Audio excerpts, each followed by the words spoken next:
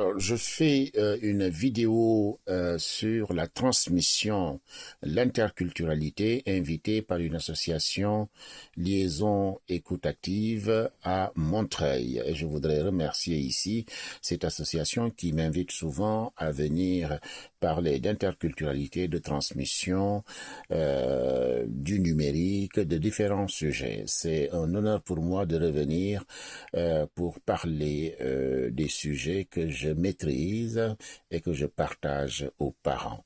Il y avait beaucoup de personnes de différentes nationalités et justement, le vivre ensemble est une expérience bien vécue à Léa, à Montreuil. Montreuil a 112 nationalités et c'est important de montrer que tout est possible quand les gens se rencontrent et décident de se fréquenter, de se parler et de rejeter les clichés et les lieux communs.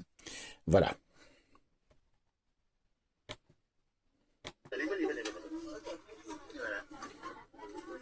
Alors, bonjour à tout le monde. Je suis toujours très content de venir à Léa. Ça fait un moment que je ne suis pas venu. Ces temps-ci, je suis du côté de Chili-Mazarin, où ils m'ont pris depuis un moment.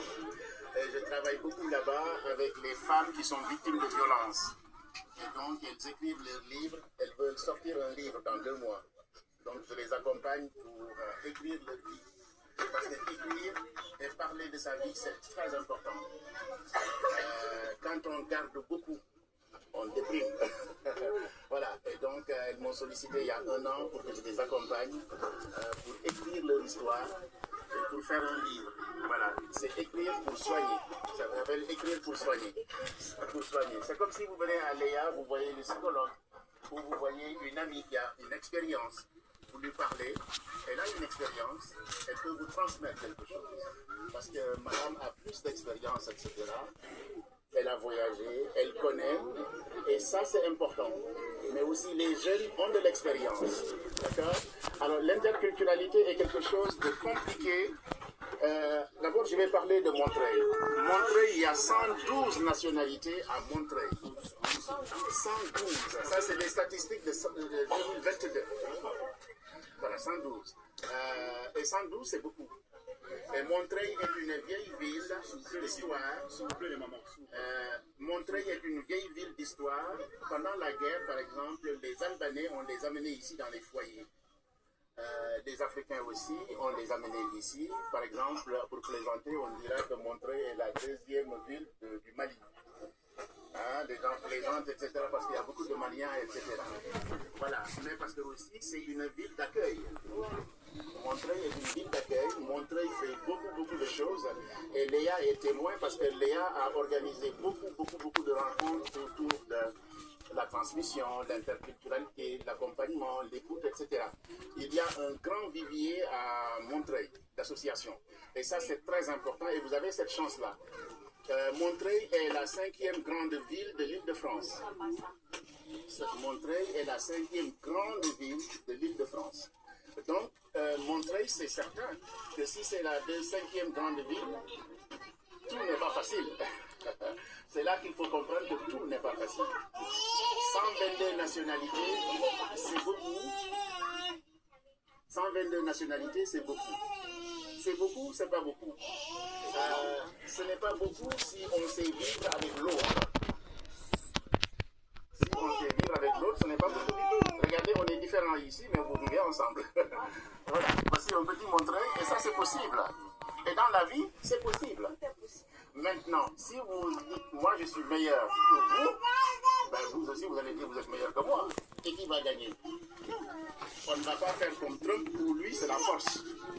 Ce n'est pas la force qui va gérer le monde, c'est l'intelligence qui va gérer le monde. Et Trump, les Américains, ce qu'ils veulent maintenant, c'est la force. Partout, c'est la force. Non, il faut qu'on apprenne aux enfants que la force ne fait pas la loi. On est dans une république, il faut discuter, il faut échanger, il faut partager.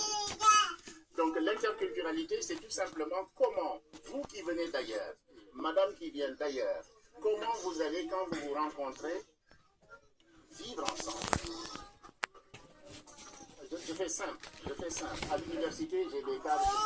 Mais je n'ai pas parlé, je n'ai pas envie de faire comme je fais à l'université, ça n'a aucun sens. Ce qui est important, c'est tout simplement qu'on puisse comprendre comment des êtres différents peuvent vivre ensemble.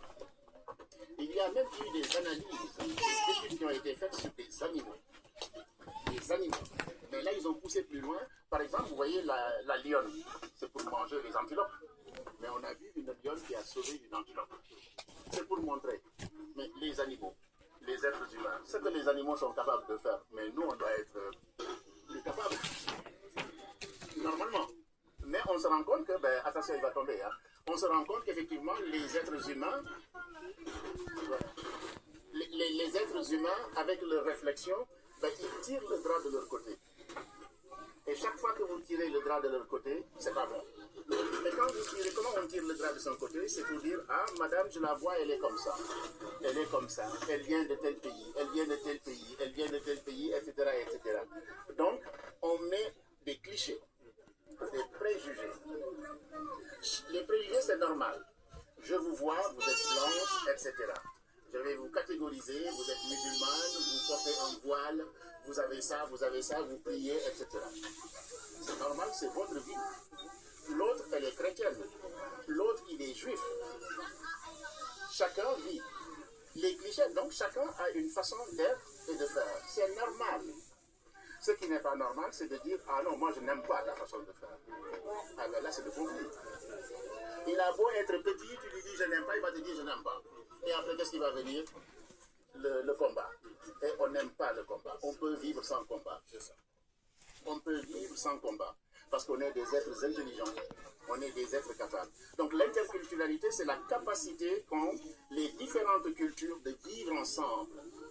Pas que chacun fasse. Par exemple, je suis sénégalais, comme j'ai parti de Maroc cette année. Vous avez vu? Et les Marocains et les Sénégalais sont comme ça. Il y a beaucoup de Marocains au Sénégal. Ils vont faire leurs études de médecine au Sénégal. Les Marocains vont faire leurs études au Sénégal. Et pendant la CAN, ça a été chaud. Le football est comme ça passionne. Mais après, ils se sont compris. Ils ont compris que le football ne doit pas nous diviser. D'accord? Ce qui est très très important dans l'interculturalité, c'est tout simplement la rencontre. Comme vous faites ici à Léa. Léa est un lieu de liaison, d'écoute. Écoutez les gens. Je dis souvent quand les gens se rencontrent, si au départ ils n'étaient pas d'accord, mais s'ils décident de se rencontrer, ils vont discuter et ils vont trouver un compromis. Ça veut dire quoi? Ils vont s'entendre sur quelque chose. Mais si chacun reste dans son côté, ils ne vont jamais s'entendre. Donc, l'interculturalité va provoquer, va permettre aux gens de se rencontrer. Quand vous vous rencontrez, vous apprenez à connaître l'autre. Par exemple, comment on appelle ça encore? À Mantes-la-Jolie. Tu peux la lumière, s'il te plaît? La lumière. La lumière, s'il vous plaît. Oui, oui.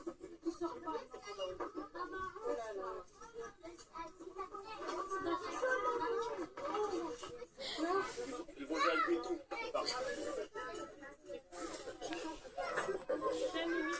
Alors, on laisse les enfants sortir. Mais tu mets ta veste, oui, parce qu'il fait froid.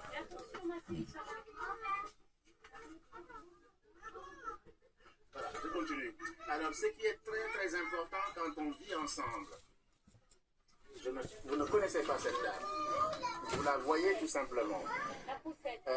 Vous la voyez, c'est-à-dire qu'elle est nue. Mais il faut savoir que quand on voyage, ce n'est pas parce que j'ai un sac que j'ai quelque chose. Madame n'a pas de sac. Mais il faut lui demander qui vous êtes. Madame, si vous lui demandez, peut-être qu'elle est tailleur, qu'elle est professeur, qu'elle est philosophe, etc., etc. Mais quand vous la voyez comme ça, vous allez dire, c'est madame, c'est tout simplement ça. Vous rencontrez madame, c'est ça. Donc, quand on se rencontre, on se pose des questions pour apprendre à se connaître. Par exemple, à Besançon, il y avait 120 nationalités quand je faisais mes études. Et j'avais initié quelque chose, il y avait des gens qui venaient de partout. Et j'ai fait quelque chose qu'on appelle le tour du monde en 80 plats. Dis-moi ce que tu manges, je te dirai. Mais vous le faites à Léa. Allez, à chaque fois vous faites ça ici. Chaque fois que je viens ici, je prends 2 kilos. Tellement il y a à manger, quoi. Vous amenez, l'autre amène, etc. etc. C'est toujours convivial à Léa. Donc vous le faites. Notre réunion, c'est que vous le faites. C'est ça la convivialité. Et quand on apprend à connaître le repas, tu lui demandes, mais c'est quoi ça? Comment tu as fait ça? C'est quoi ce légume?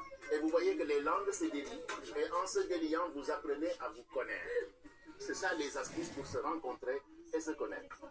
Donc ça, c'est extrêmement important. Et dans nos cultures aussi, nos enfants sont nés ici. Nous, on a une culture. Mais notre culture, ça c'est nous. Par exemple, moi j'ai 60 ans. S'il vous plaît, les mamans. À 60 ans, ce que j'ai appris, ce n'est pas ce que mon enfant a appris qui est né ici. Alors, le problème c'est que qu'est-ce que je vais donner à mon enfant? Je voudrais d'abord savoir, je vous poserai cette question-là. Est-ce que vous discutez beaucoup avec vos enfants sur la culture, d'où vous venez, qui vous êtes, qui est votre famille, etc., etc. Parce que beaucoup de gens ne le font pas. Par exemple, si vous allez aux Antilles, ils ne font pas beaucoup cette transmission des Antillais. Parce qu'ils ont honte de la partie esclave. Ils ont honte de cette partie esclave. C'est moi qui les ai initiés à Sarcelles, à poser les questions, à discuter avec les enfants pour qu'ils apprennent à se connaître. Parce que si ton enfant ne connaît pas ton histoire, il ne va pas te respecter. Et souvent, nos parents ont honte de leur culture. Mais pour quelle raison? J'ai formé beaucoup d'enseignants et de parents parce qu'ils disent « Ah non, moi je ne parle pas français. » Je dis « Mais alors, tu parles arabe? Tu parles berbère? Est-ce que le professeur il parle berbère? Non, il ne parle pas. Mais qui est plus fort? Mais c'est toi parce qu'il ne comprend pas berbère. Il parle plusieurs langues. Donc tu n'as pas à avoir honte. C'est moi qui ai appris ça dans le Val-de-Marne. Et les parents maintenant, ils vont à l'école, pas de problème. On leur dit, ah tu as un accent, ils rigolent. Je dis, il n'a pas rigolé. Et après lui, quand il va parler, moi je vais rigoler parce que lui aussi il a un accent. Donc il faut comprendre la vie pour pouvoir agir. On n'a pas besoin de frapper. Donc, à Mantes-la-Jolie, comme je vous disais, j'ai un ami qui s'appelle Yaya Dianka, un grand intellectuel. Qu'est-ce qu'il a fait? C'est comme Montreuil. Vous avez des gens qui viennent de partout et la municipalité pensait que c'était seulement des migrants. Le migrant, il vient pour manger la CAF. Vous savez, les clichés, hein? Les Africains, les Arabes, c'est la CAF, ils viennent manger, etc. Mais soyez fiers de vous. Vos ancêtres ont fait la guerre.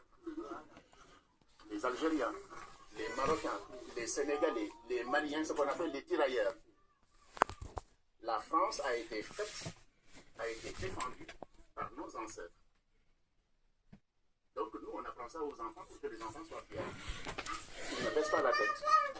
Moi, j'apprends aux enfants à lever la tête. Mais à lever la tête, il faut apprendre. Si tu ne connais rien, je suis désolé, hein? Si tu ne connais rien, ben, on va te battre. Voilà. Mais si tu apprends, ou si tu m'écoutes, ou tu écoutes Léa, ou tu écoutes quelqu'un qui sait, ben, tu pourras, au lieu de frapper, donner des arguments. C'est quand on n'a pas d'arguments qu'on frappe. Donc, à Mantes-la-Jolie, il a dit au maire, écoute, si tu veux connaître ces gens-là, laisse-moi faire. Il a créé ce qu'on appelle un village africain. Ce village africain-là, il y avait par exemple un immigré, c'était un très grand cordonnier. L'autre, c'était un très grand orfèvre, il travaille l'or dans son pays. Mais quand il marche, il ne le voit pas. Quand il marche dans la rue, tu ne sais pas qui il est. L'autre, il était médecin dans son pays. Il était médecin au Maroc. Mais quand il le voit dans la rue, ce n'est pas écrit médecin. L'autre, il était marabout, etc., etc. Donc, ils ont fait ça pendant une semaine. Le maire est venu, il m'a dit, c'est pas possible. Ils ont tout ça. Il dit, bah oui. Il dit, je n'ai jamais vu ça. Il dit, mais parce que tu n'as pas demandé. C'est parce que tu n'as pas demandé. Il faut poser la question. Et ça nous arrive toujours. Moi, par exemple, je vais quelque part, je suis directeur. Mais oui, le directeur. Ça veut dire qu'à Amadi, tu le prends comme ça. Vous savez comment ils font, les clichés. Il est arabe, non, il ne peut pas être directeur. Il est noir, non, il ne peut pas être directeur. Il y en a plein. Non, on parle de généralité. On parle de généralité, on n'a pas dit tout. C'est généralité. Voilà, si vous allez à l'hôpital, vous allez trouver ça. Il va dire, où est le médecin? Le Le médecin, c'est un Algérien qui est là. Il va dire, non, non, non, je cherche le médecin. Non, c'est moi le médecin, c'est moi le professeur. Ce n'est même pas médecin, c'est professeur. Mais ça, vous le trouvez partout, madame. Ce que je dis là, c'est partout que vous allez trouver ça. Ce n'est pas seulement à l'hôpital, etc. C'est partout ce qu'on appelle des clichés. Le cliché, c'est l'ignorance. Et l'ignorance, c'est ça qui crée des tensions entre les gens. D'accord? Alors, donc, nous sommes tous riches de quelque chose. Chaque parent a quelque chose. Et ce qui est très important pour les parents, c'est de pouvoir, comme je vous l'ai dit, discuter avec les enfants pour qu'il n'y ait pas de rupture. Et n'ayez pas honte de votre culture. Parce que les enfants, eux, ils ont deux cultures. Ils vont avoir la culture sénégalaise et la culture française. La culture togolaise et la culture française. D'accord? Alors que le parent, lui, il a la culture sénégalaise. Donc notre enfant est plus riche que nous. Est-ce que nous devons lui imposer ce que nous avons vécu au Togo, au Mali, en Algérie, etc. Beaucoup de conflits dans les maisons, c'est ça. Beaucoup de conflits dans les maisons, c'est ça. Non, ma mère m'a appris ça, c'est comme ça que tu vas faire. Alors que ici, les enfants, il faut discuter, il faut négocier. Parce que les enfants ont appris autre chose. Et on ne leur parle pas n'importe quoi. Mais on leur a appris des valeurs. Le respect de l'âge, le respect de la famille, il y a des bases. Mais après, on ne peut pas lui imposer n'importe quoi. Parce que quand il va à l'école, il sera différent de Paul, qui a une autre éducation. Et ce que nous devons faire, c'est de faire en sorte que notre Mamadou et Paul, quand ils vont à l'école, que ce soit pareil. Sinon, vous ne le voyez pas, mais l'enfant, il va baisser la tête, il va être complexé. Le problème de la confiance en soi. Et beaucoup de nos parents ne le comprennent pas. Nous, on est à la maison, on a donné du Coca-Cola, l'enfant, il est parti à l'école, mais on ne sait pas comment il souffre. Et donc, c'est pourquoi, à chaque fois, discuter avec les enfants pour comprendre comment ça s'est passé. Que les enfants n'aient pas peur. Et quand ils comprennent, ils vont parler facilement. Et s'il y a un problème, tu me dis tout. S'il y a un problème, j'irai voir le professeur, j'irai voir la professeure, pour le rassurer qu'il ait confiance en lui. Ça, c'est extrêmement important dans le dialogue. Comme je vous ai dit, dans nos cultures, il y a beaucoup de choses. Mais est-ce qu'on doit tout prendre dans nos cultures? Est-ce qu'à votre avis, on doit tout prendre dans notre culture? Tout. Donner à nos enfants. À votre avis, je vous pose cette question-là et je continue. Est-ce que dans notre culture, dans votre culture, est-ce que vous devez tout transmettre à vos enfants? Par exemple quoi? Par exemple, il y a quelque chose qui est difficile à transmettre. Et c'est l'actualité, c'est la semaine prochaine d'ailleurs, la journée internationale où je serai à Drancy pour parler d'un sujet extrêmement difficile. Pour aller plus vite, c'est l'excision. Et on accuse l'islam de tout. On accuse l'islam de tout. Ce n'est pas faux, c'est une sunna. Ce n'est pas une obligation, c'est une sunna. Tout simplement une sunna, une pratique, une tradition. Ce n'est pas écrit dans le Coran, c'est faux. Moi, j'ai rencontré de grands érudits de Fès, d'Algérie, du Sénégal. Ils m'ont dit, monsieur Sissoko, le Coran est là, c'est jamais écrit. Qu'il faut exciser les femmes. Ah oui, oui. Ce n'est pas écrit. Notre référence, c'est le Coran. Hein. C'est pas tous les Non, c'est ça. C'est pas dans tous les pays. Les chrétiens ne sont pas excisés. Au Sénégal, c'est pas tout le Sénégal qui est excisé. Ça dépend des ethnies, des cultures, etc. C'est pas dans le Coran, ça. Oui, c'est ça, c'est pas dans le Coran. Donc voilà, est-ce que ça, par exemple, on doit transmettre? Non. On peut faire autrement. Nous avons de belles choses. Il y a le massage traditionnel. Aujourd'hui, les Européens, ils utilisent notre beurre de qualité pour masser nos enfants. Aujourd'hui, ils utilisent. Mieux que nous d'ailleurs. Parce que nous, qu'est-ce qu'on va chercher? Le truc des blancs. Alors que nos grands-parents, ils avaient des chiots simples et meilleurs. Mais nous, on va chercher les trucs des blancs. Le beurre de qualité, le massage. Vous allez dans les crèches maintenant, c'est ce qu'ils essaient. Et l'huile de palme, etc. Donc, vous voyez, quand vous dites ça à votre enfant, comme on a dit tout de suite, la confiance en soi. Ah oui, d'accord. Parce que qu'est-ce que la radio et la télévision fait? Oh, l'Afrique, c'est la pauvreté. Le Maghreb, c'est la pauvreté, etc., etc. Donc, ils nous enfoncent. Mais quand vous leur dites que la philosophie est passée par Al-Kindi, Al-Farabi, Averroès, etc., etc. Ah bon? Et c'est des Arabes. bon, maman, c'est pas possible. Ah bon? Eh ben oui. Les grands mathématiciens étaient arabes. Mais nos enfants ne le savent pas. Nos enfants ne le savent pas. Mais quand tu dis ça à notre enfant, ah bon, c'est pas possible. Et pourtant, moi, on m'a dit que l'Algérie, quand je dis l'Afrique, hein, voilà, c'est comme ça. Quand ils l'écrivent, c'est ça qu'ils écrivent. L'Afrique, c'est comme ça. Mais c'est fou. L'Algérie, avec le gaz, le pétrole. Vous allez au Mali, il y a plein de choses. Vous allez en RDC. Hein, Trump, en ce moment, il s'intéresse à la RDC parce qu'il y a les métaux rares. Vous pensez que parce que les comment on appelle ça, les Congolais sont beaux, c'est pourquoi Trump va? Non, Trump, quand il va quelque part, il y a un intérêt. Hein, il y a les métaux rares. C'est pourquoi il va là-bas. Partout où il va, il a un intérêt. S'il s'intéresse à l'Afrique, c'est qu'il y a quelque chose. Le Nigeria, il y a le pétrole. Hein, donc ça, il faut le savoir. Et ça, nos enfants commencent à le savoir. Nos enfants sont très très ouverts d'esprit.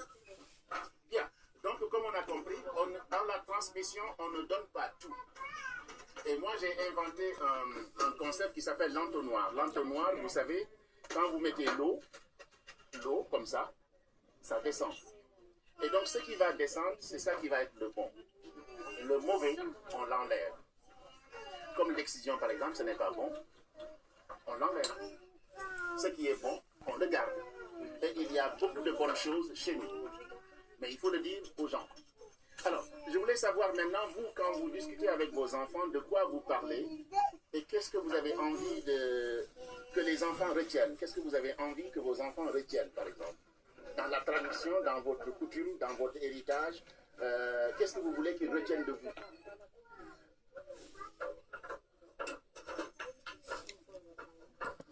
C'est la question difficile. Moi, je pense que c'est la langue d'abord. Elle est importante. Oui. La langue est très importante. Oui. Alors, ce qu'on appelle le biculturalisme, au départ, moi-même, par exemple, chez moi, je ne parle que français. Je ne cache pas. Parce que j'étais ignorant. Je n'avais pas compris une chose. J'avais un ami qui m'avait appris, quand on était à l'université, ses enfants, quand ils allaient au Sénégal, ils reviennent, ils vont parler français et wolof. D'accord? Et le professeur, chaque fois, convoque mon ami pour lui dire, mais qu'est-ce que c'est que ça? Moi, je n'avais pas d'enfant. J'ai eu la trouille. Mais ça, c'est de l'ignorance. Je n'ai pas honte de le dire. C'est de l'ignorance. Je ne savais pas. Mais lui, il avait un enfant avant moi. Et donc, j'ai dit, chez moi, on ne parlera que français. Mes enfants me le reprochent aujourd'hui. Et je suis d'accord avec eux. Je suis d'accord avec eux. La preuve, ils parlent maintenant tous Wolof parce que maintenant, on peut tout apprendre en ligne, etc. Ma fille fait du Wolof, elle fait du chinois, etc. Donc, on s'est rattrapé. C'est ça. Donc, effectivement, on peut être ignorant, mais on doit pouvoir se rattraper. Donc, la langue est extrêmement importante pour les enfants. Comprendre sa langue. Et il ne faut pas avoir honte de comprendre sa langue. De parler sa langue. Après, maintenant, il faut faire la distinction. Il y a l'école, où c'est le français. Notre dialecte, notre langue, c'est à la maison. C'est ce qu'on appelle espace public et espace privé. Et ça, il ne faut pas chercher l'histoire. Il y a espace public, c'est nous tous. L'espace privé, vous faites ce que vous voulez dans votre espace privé. Mais l'espace public, c'est pour tout le monde. Et ça, il faut vraiment qu'on le comprenne. Si on ne le comprend pas, ça amène des conflits. Et les conflits ne favorisent pas le vivre ensemble. Et ce que nous voulons, c'est que nos enfants, quels qu'ils soient, puissent vivre avec les autres, malgré leurs différences, en paix. Donc, il y a des choses, effectivement, qu'on ne peut pas transmettre, qu'on doit évacuer, parce que tout simplement, on veut que nos enfants puissent vivre normalement dans la cité comme tout le monde. Ce que je voulais dire aussi, c'est par exemple, il y a une autre valeur que nous transmettons à nos enfants, c'est la générosité excessive. Ça, moi, j'enseigne ça, ça crée beaucoup de problèmes. L'enfant, il commence à travailler, on lui dit, tu dois donner à madame, ta cousine, ta tante, ta belle-mère. Oui, on doit enseigner la générosité. Oui. Mais même la France connaît la générosité. Mais en France, la différence, c'est que chacun a au moins du travail. Chez nous, on n'a pas ça. C'est ça la différence. Mais la générosité a existé ici. Hein? Mais c'est des êtres humains. Ils vont aux toilettes comme nous. Mais maintenant, avec l'évolution de la société, les choses diffèrent. D'accord? Parfait. Voilà. Donc, je ne suis pas contre la générosité, mais je veux qu'on apprenne aux enfants à gérer l'argent et à penser à celui qui est démuni. Mais on ne peut pas dire à l'enfant qui va travailler de 6 h du matin à 19 h de nourrir toute l'Afrique. De nourrir toute l'Afrique. Mais j'ai donné, il m'a dit plus rien. Mais maman, je n'ai plus rien. Il a pleuré. Non, c'est un sérieux problème que moi j'enseigne depuis 25 ans. Et je vous avoue qu'il y a beaucoup d'Africains qui me tapent dessus. Hein. Excusez-moi, on peut s'écouter s'il vous plaît parce que là, Quand j'écris ça, il y a beaucoup d'Africains qui me tapent dessus. Hein. Mais ce n'est pas grave, moi je suis très bien formé, je suis très bien armé, il n'y a aucun problème du tout. Et demain, ils viennent me dire, grand-papa, je t'avais dit non, mais c'est toi qui as raison. Moi je suis déjà parti. Ça ne m'intéresse même pas. Parce que quand ils tombent dedans, ici, à la fin du mois, vous avez bien vu, le loyer tombe. Les charges tombent.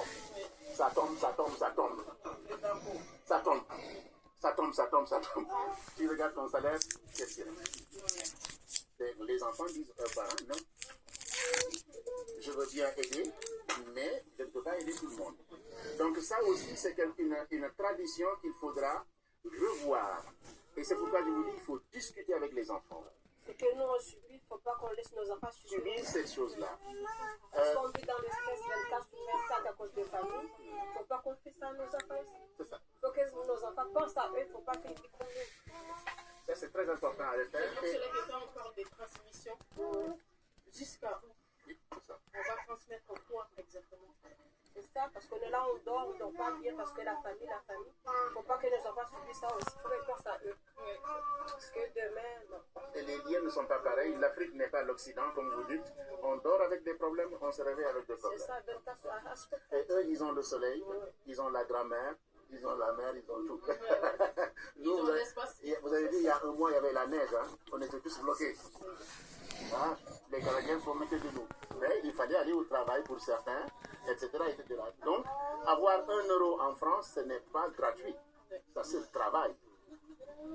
Et donc, nos enfants ont beaucoup évolué, veulent bien. Ils sont très généreux d'ailleurs, nos enfants. Ils vont en Afrique, ils vont en Algérie faire des missions internationales. Regardez sur YouTube, etc. Nos enfants voyagent beaucoup. Maintenant, l'Occident ne peut plus se moquer de nos enfants parce qu'ils font de la vidéo. Ils écrivent des livres, ils dessinent parce qu'ils ont compris. Ce que l'Occident faisait avant en disant « Oh, l'Afrique c'est la terre de barbarie, etc. » Non, nos jeunes maintenant ils montrent la vidéo, ils disent « Regardez l'Algérie, le Sénégal, le Maroc, les beaux côtés, etc. » qu'on ne montre pas. Ils ne vont pas montrer ça. C'est pourquoi j'ai amené effectivement aussi. Regardez ça, l'architecture. Ça c'est l'architecture. Ça c'est la linguistique, madame, c'est les langues africaines.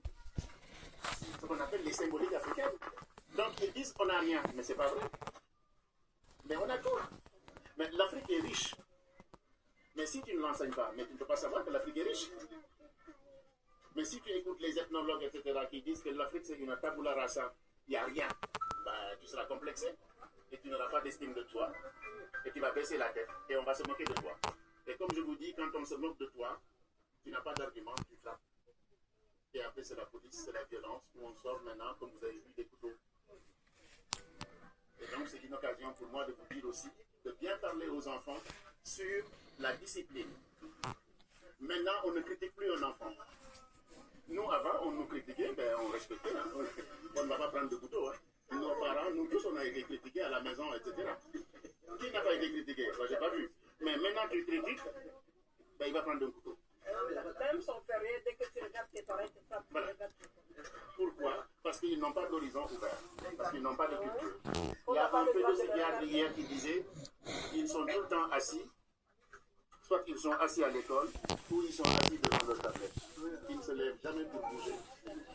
Et Et donc, ils sont bêtes. Ça voulait dire tout simplement, ils sont bêtes. C'est ça qu'il voulait dire, ils sont bêtes.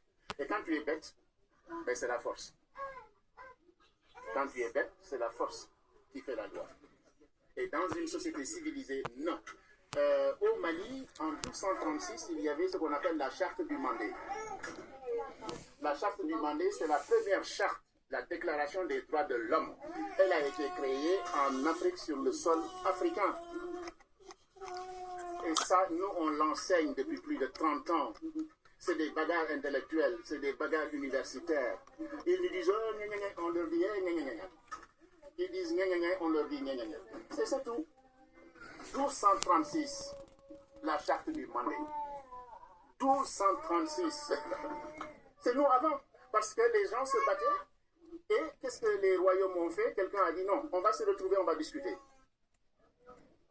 Tous les rois sont venus, ils ont discuté. Ils ont dit, toute vie est une vie. Tu ne frapperas jamais ta femme. Tu la respecteras. Et ils nous disent que les Africains sont des barbares, ils frappent leurs femmes. Et pourtant, dans la charte du Mandé, on a inscrit ça. Dans la charte du Mandé, c'est écrit.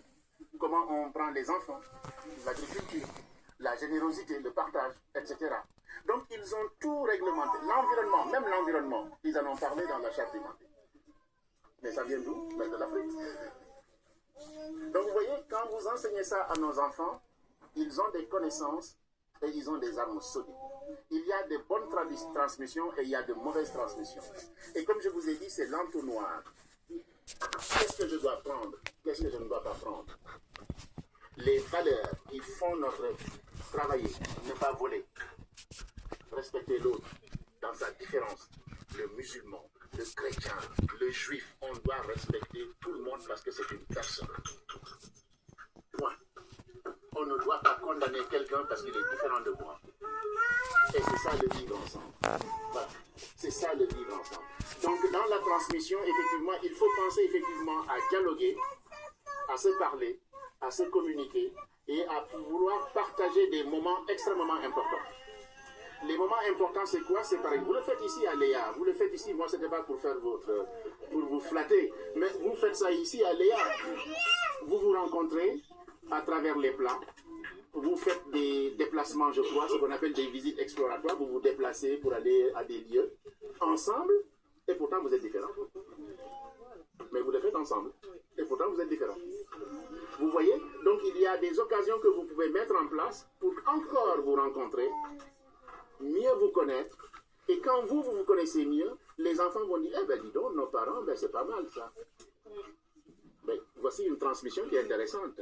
Si les enfants voient que les parents sont bons, gentils, généreux, et ils s'écoutent, malgré la différence, ben, ils pourront vivre avec l'autre, malgré la différence.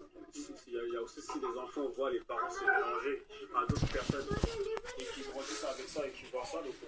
C'est ça la transmission. C'est ça la transmission, c'est-à-dire apprendre aux enfants à avoir des outils qui sont bons pour pouvoir vivre ensemble. C'est Amadou Hampâté-Bâ qui le dit très bien, la notion de personne. Amadou Hampâté-Bâ est un vieux sage africain et lui, il dit qu'il y a un individu, après il y a la personne. La personne, c'est celui qui va vivre avec nous tous. Mais l'individu, lui, il ne vit que recroquevillé. Il ne vous connaît pas, il ne vous connaît pas.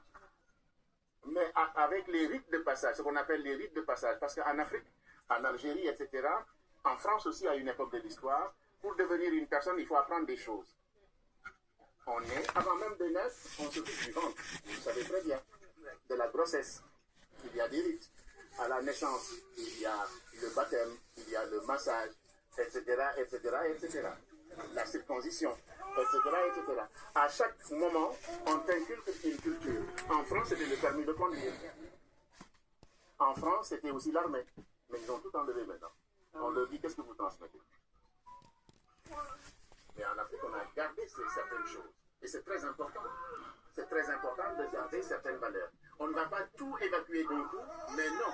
On doit apprendre effectivement... On doit apprendre effectivement à partager, à communiquer. Alors l'autre question que je voulais vous poser, c'est, par exemple, vous, quand par exemple on vous juge mal, comment vous réagissez, par exemple? Est-ce qu'il vous est arrivé, par exemple, d'avoir des moments où vous avez senti qu'il y a du racisme, il y a de la condescendance, on ne vous aime pas parce que vous êtes voilé, ou bien vous avez un blanc de tête, ou bien vous priez, etc. Est-ce que ça vous arrive, ça?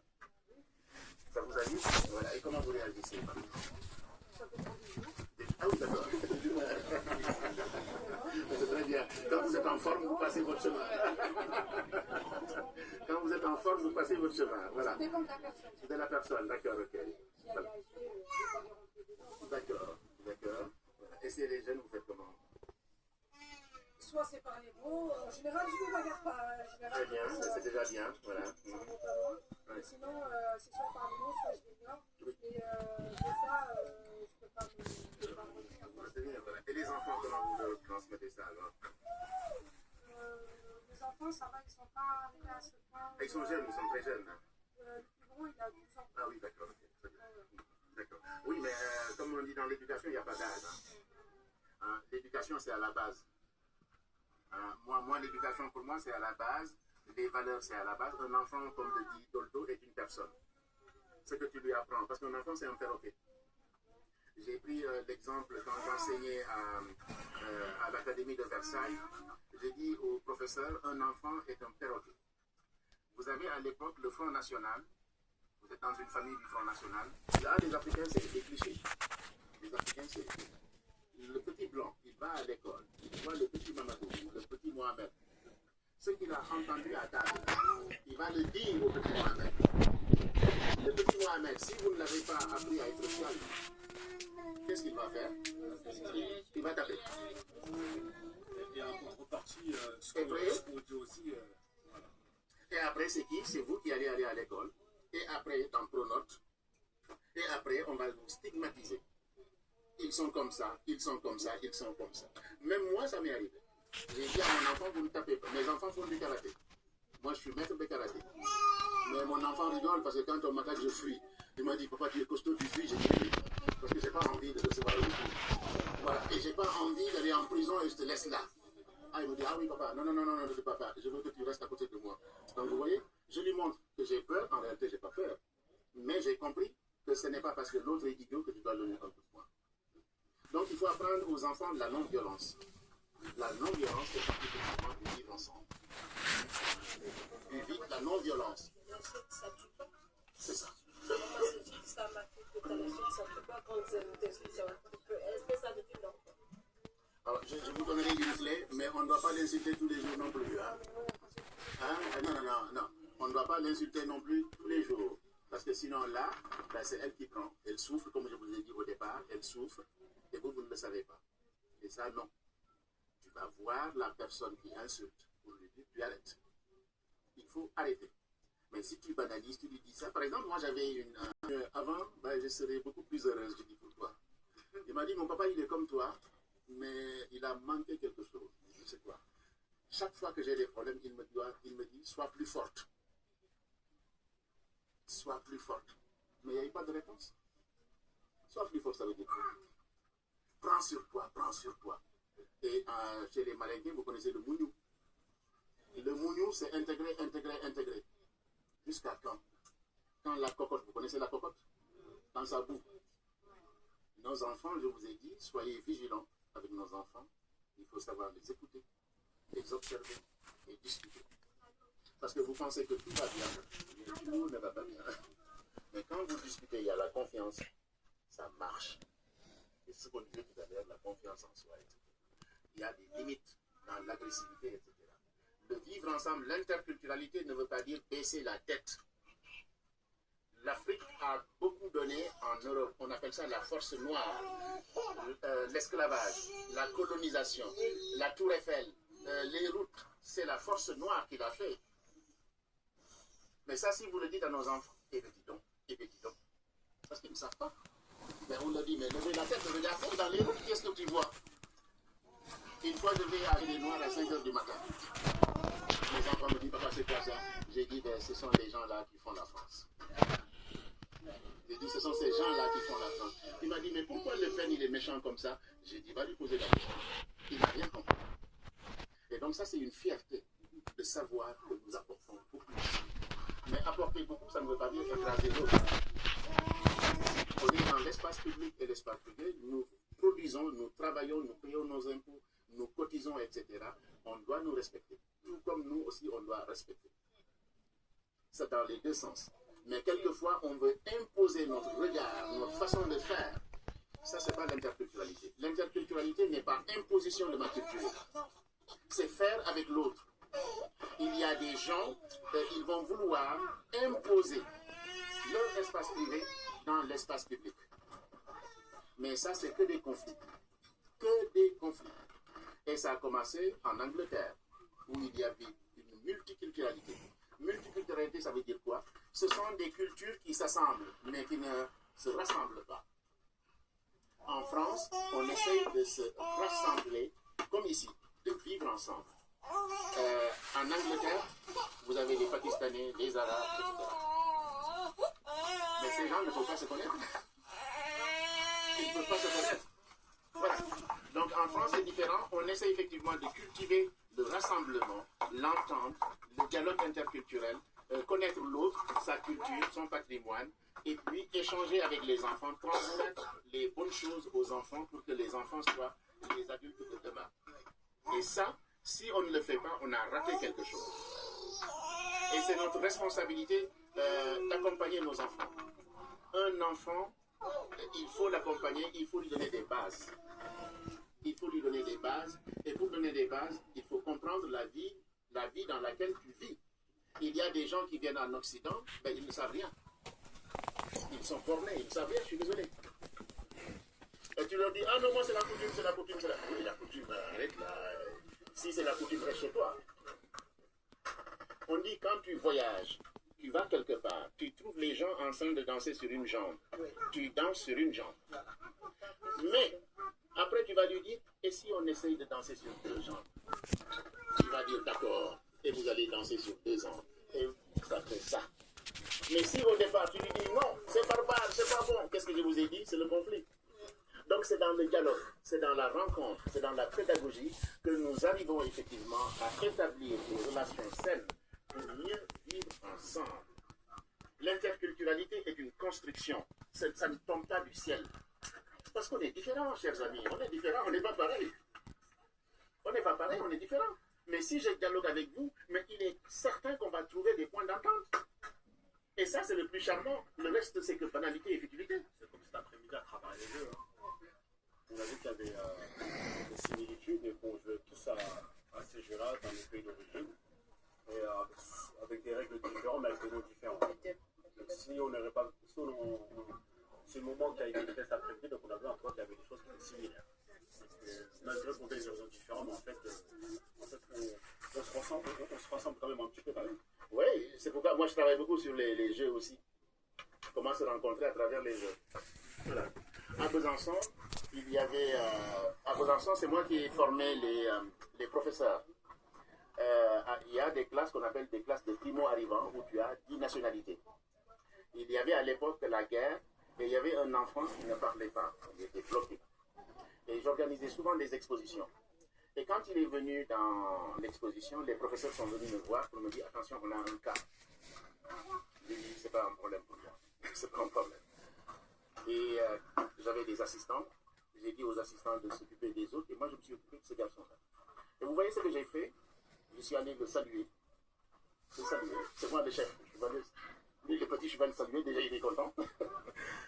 Et après je lui dis, mais qu'est-ce qui ressemble à quelque chose de ton pays? Il me dit, j'ai dit quoi? J'ai dit quoi? Il me dit ça. J'ai dit, tu as ça chez toi? Le professeur me regardait là-bas. Je dit, mais c'est pas possible, c'est pas possible. Et finalement, toute la classe est venue autour de nous. Parce que l'enfant là, ce jour-là, a vu quelque chose. On parle de lui. On a parlé de lui. Il a du sens. On parlait de développement personnel, d'estime de soi, etc. Il a expliqué effectivement ça. C'est la première fois qu'il a expliqué. Et depuis, la classe est en fait. Vous voyez, c'est un prétexte, tout simplement, un jeu. N'importe quoi. Ça peut être un jeu, ça peut être, etc. Ça peut être une tenue comme ça aussi, hein, un habit. Un prétexte. C'est ce qu'on appelle la pédagogie. La pédagogie, c'est ça. Moi, quand j'enseigne, même à l'université, je prends des prétextes. Voilà, n'importe quoi, je prends des prétextes. Voilà, pourquoi? Pour délier la langue, pour que les gens puissent parler, échanger, etc. Et c'est extrêmement important. D'accord?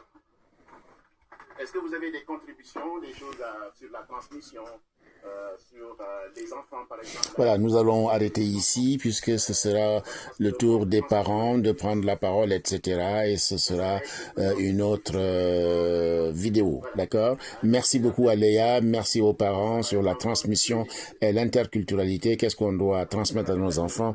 Qu'est-ce qu'on ne doit pas transmettre? Comment vivre là où on est sans nous oublier? C'est extrêmement important, sans imposer notre culture à la culture des autres qui nous reçoivent. Le dialogue interculturel, c'est le rassemblement des gens pour vivre ensemble dans la diversité. Et cette diversité-là ne doit pas nous désunir, mais au contraire, favoriser notre union pour qu'on puisse ensemble faire des choses, agir ensemble dans l'espace public.